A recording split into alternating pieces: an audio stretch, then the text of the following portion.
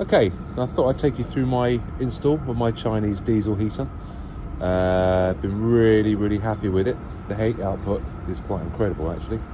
It's installed on the outside wall, inside this box. It's kept nice and dry. It's only been in for about 3 weeks, but as you can see, it's still bone dry in here. We've had quite a bit of rain. Air intake for the fuel, with a vent on the outside. Some expanding fire foam just to keep the drafts out of the cavity. But that runs quite nicely in there. Fuel tank next to it. And then down to my exhaust outside.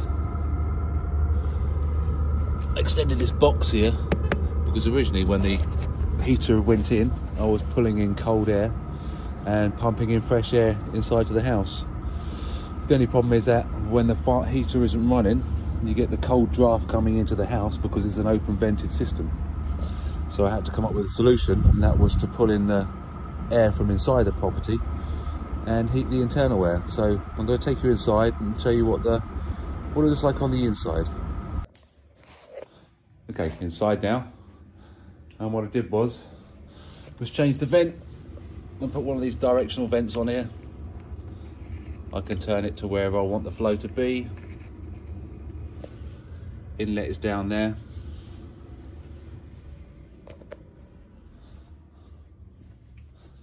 And my control cable's down here, in with the power supply.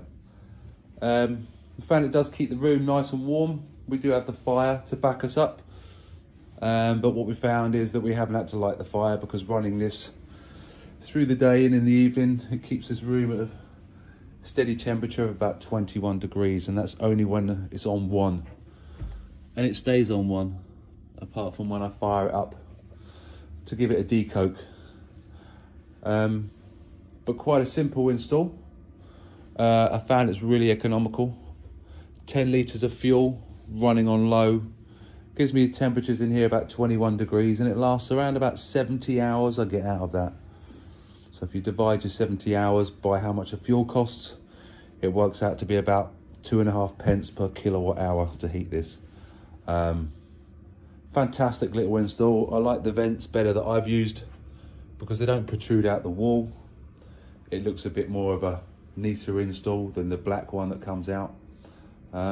Yeah, really happy with this install. The idea is at night time, in the evenings and the weekends, we run the fire. And then when the fire burns down, we run the heater through the night when it gets cold. It's recycling in the air. The ambient air temperature goes in this one here from the room. And as you can hear, that's blowing out of there nicely. Really cheap to run, really effective, really happy. As I said previously at the beginning, there was a modification because originally when I installed this, we had the open air vent here. It was drawing in nice cold air from outside. But when I installed it 3 weeks ago is when we had the snow and it was super cold. Outside temperatures running at around about -5, -6 at night time, and it was taking a lot of effort to warm the air temperature from the minus degrees to get it warm in here. So we caught another hole. So we draw in the temperature from inside the house, and that means that it's always warm in here. There's never a draft, and I want to automate the heater at night time. So the solution I had when I was drawing in cold air was that when I wasn't using it, was to close this vent off to stop the cold air vent coming in. But it means that if I want to switch the heater on at night time via automation, this vent has to be open. So that was one solution. And the next solution is to automate the controller.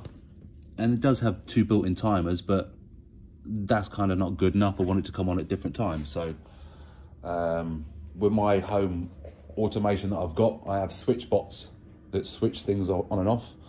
I've just bought a new switch bot. The switch bot is going to be mounted here, so then I can use the controls within the switch bot to come on at different times to switch the unit on and off. And once that's installed, I'll show you that little install, a little update on how that works. But that'll allow me to have different times throughout the day and throughout the night of when the heater can switch on and switch off, which is better than the 2 timers that come pre-timed in with a controller. So yeah, going to make it more automated.